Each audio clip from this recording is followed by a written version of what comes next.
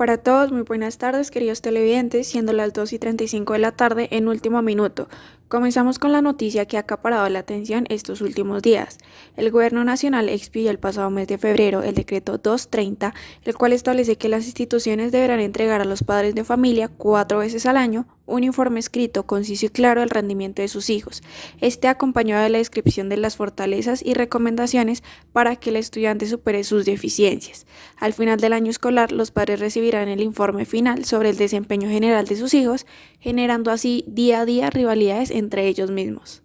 Pues sin más preámbulo, para ello llegan varios profesionales en el tema que vienen investigando y hoy nos contarán un poco frente a esta problemática. Años atrás, constantemente los alumnos se obsesionan por obtener calificaciones perfectas. Algunos de ellos sacrifican su salud. Unos cuantos incluso han intentado demandar a las escuelas después de no alcanzarlo. Las calificaciones académicas pocas veces evalúan cualidades como la creatividad, el liderazgo, la capacidad de trabajar en equipo o la inteligencia social, emocional y política. Es verdad que algunos alumnos que siempre obtienen las notas más altas son capaces de atiborrarse de información y vaciarla en las evaluaciones.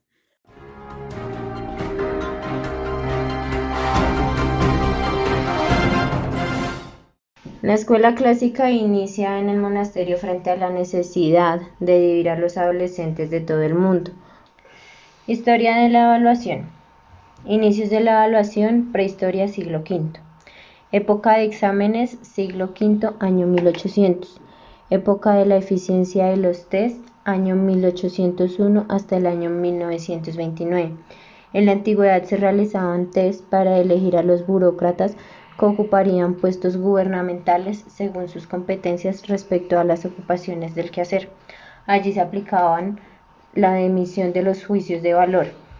Los principios de la evaluación a partir de la era se caracterizaban por la utilización de métodos instructivos basados en referentes implicados, con sus teorías o sin ellas, para ver sus experiencias, entablar diferencias y elegir al mejor alumno.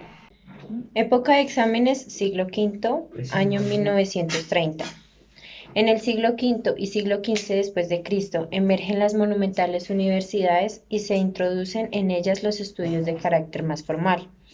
En ellas, los tribunales de suficiencia académica, formados por maestros, otorgaban la aprobación de los estudios, implementando test una vez que los alumnos solicitaban un nivel. Los análisis se realizaban en presencia de tribunal, profesores. Eran comúnmente hacerlos de manera oral, en el idioma de latín, y se discutían en público temas filosóficos y religiosos.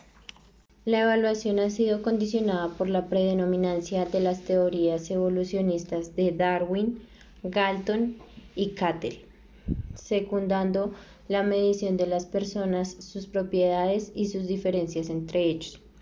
El progreso y el desarrollo de la medición estadística, el desarrollo de la sociedad industrial.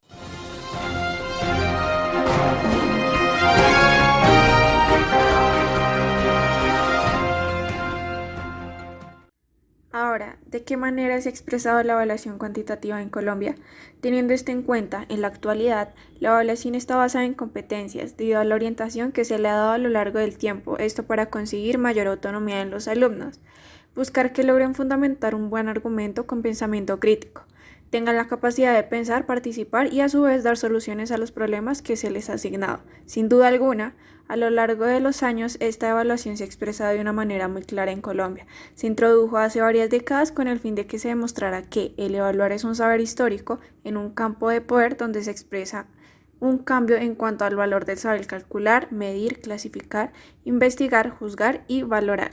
Las políticas de evaluación y promoción de estudiantes giraron en torno a la definición de promedios sumativos de calificaciones, en una escala numérica de 1 a 5 para la básica primaria y de 1 a 10 para la básica secundaria y media, y al finalizar el año escolar se reportaron sumatorias de resultados parciales de logros alcanzados por los alumnos de los distintos periodos académicos.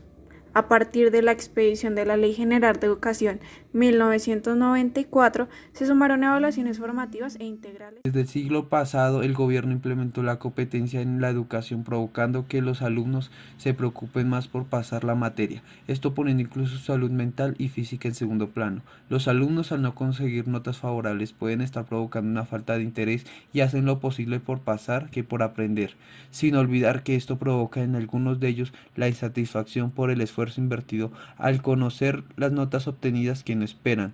Esto es lo que provoca la competencia entre ellos. Al ver que el compañero logra algo con esfuerzo o sin él, los demás harán lo posible de superarlo de manera favorable o desfavorable.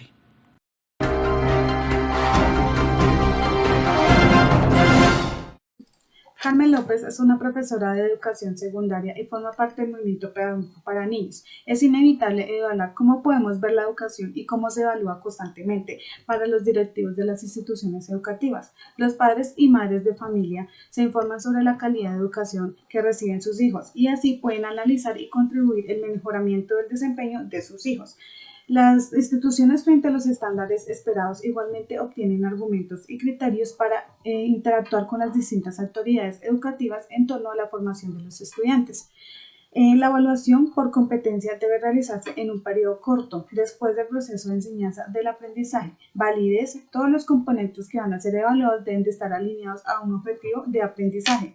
También debe existir suficiente evidencia que se asegure el candidato tiene suficiente práctica para someterse a la misma. Ningún estudiante debe ser evaluado en un contexto o condiciones diferentes al que fue enseñado o pedirle pruebas de su propia evidencia. Ahora, hablando un poco del tema en que los estudiantes empiezan a sentir emociones de desagrado, estrés y frustración en las aulas escolares, o sea, ¿por qué les manifiesta esto a los estudiantes? Más que todo, porque se vuelve un ambiente de competencia y no de superación personal, en la cual ellos mismos pueden superarse y así haya un equilibrio como más emocional.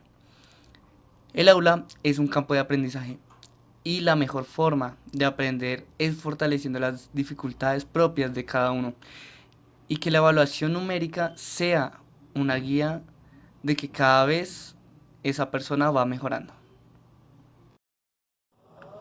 Continuando con el tema del ámbito escolar, en el ámbito escolar una nota suele ser como un golpe para el estudiante, un golpe en el cual define si pasas el año, lo cual hace que se genere un ambiente de estrés más que de aprendizaje, y esto es lo que está desfavoreciendo el crecimiento en la educación.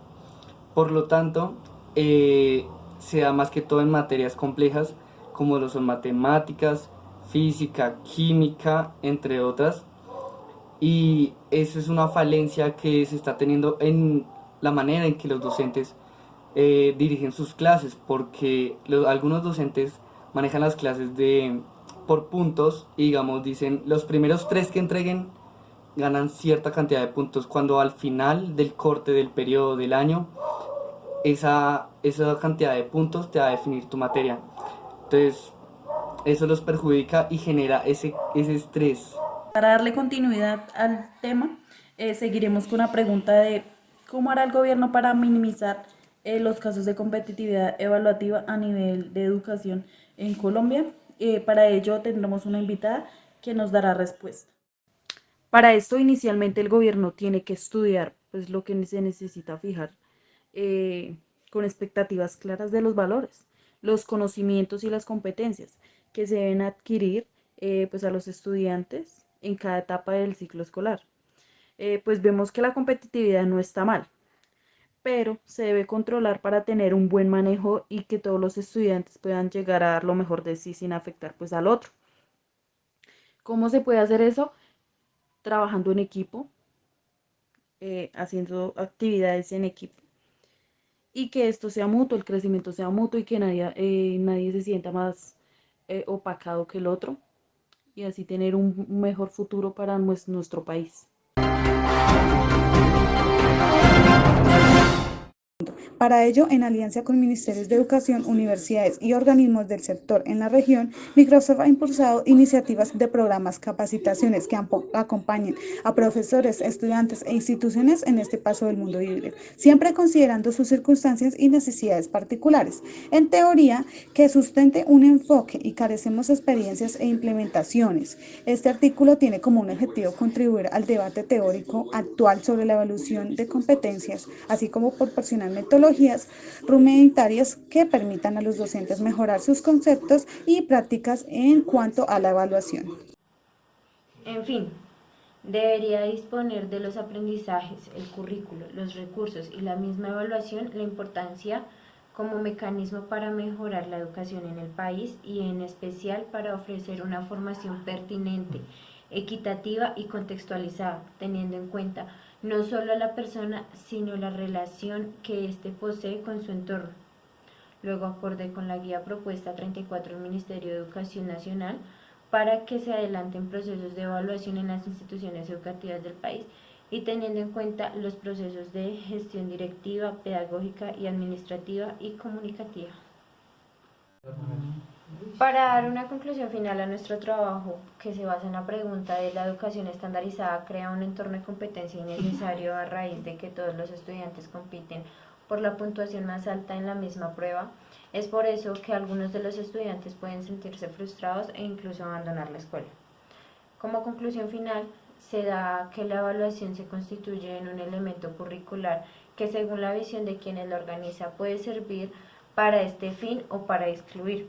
De hecho, los resultados de las pruebas estandarizadas para la medición del éxito escolar son un mecanismo riesgoso en términos de procesos de homogeneización y exclusión de la diversidad y la pluralidad de los seres humanos. En Colombia, alrededor de las pruebas estandarizadas desde una perspectiva inclusiva, finalmente se pretende recomendaciones y resultados de pruebas estandarizadas de cara a la calidad de la educación educativa. Actualmente, la evaluación se debería considerar como un proceso que implica a los diferentes actores de la participación en la actividad en sí, así como la evaluación a partir de la praxeología pedagógica debería tener en cuenta los maestros, alumnos y directivos, o sea, a toda la sociedad educativa. Ella se debería realizar desde las directrices estandarizadas por la organización basada en los fundamentos teóricos que ofrece la praxeología y así posibilitan la meditación y la acción constante hacia la averiguación del mejoramiento de la calidad.